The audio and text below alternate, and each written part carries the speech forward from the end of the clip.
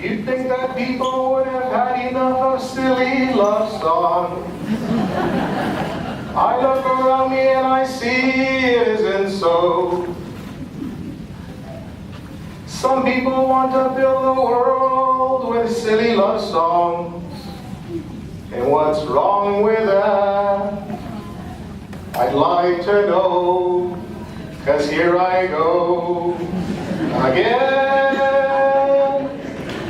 I love you. I love you. I love you. It's one of my favorite love songs. It brings much happiness, much joy. And it reminds me of God's great love for me. I love listening to that song, for it fills me with that reminder of God's presence in my life. I literally hear Him utter, I love you, the refrain, continually. I chose to begin with this song because love is just oozing out of today's readings. And if I could, I would change the lyrics to say, some people want to fill the world with God's love.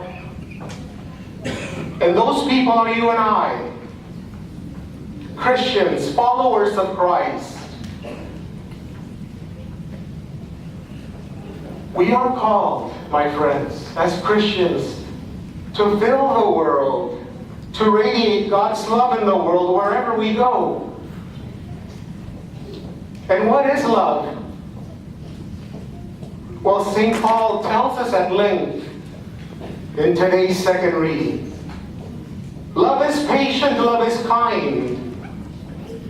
It is not jealous. It is not pompous. It is not inflated. It is not rude. It does not seek its own interest. It is not quick-tempered. It does not brood over injury. It does not rejoice over wrongdoing, but rejoices with the truth. It bears all things, believes all things, hopes all things, endures all things. Love never fails. Love is one of those words that are better understood when we use examples of what it is not, such as Paul did. And I don't know about you, but when I hear Paul in those words telling us what love is not, it causes me to remember those times in which I acted in that manner, when I was rude, when I was quick-tempered, times in which I failed to love. I offer you a simple definition of what love is, offered to us by our Holy Mother Church. To love is to seek and want the good of the other. Now, we are all very much capable of loving, because we are all created in the image of God, God who is love. But we need to be convinced of this, my dear friends. Convinced that we are loved by God, that God has loved us into existence. Convinced that our purpose is to seek, to have, and to share love in our lives. This is what it means to have God in our lives. We need to be convinced that God counts on us to be His ambassadors of His love to the world. Whether that world is at home, at school, or at work.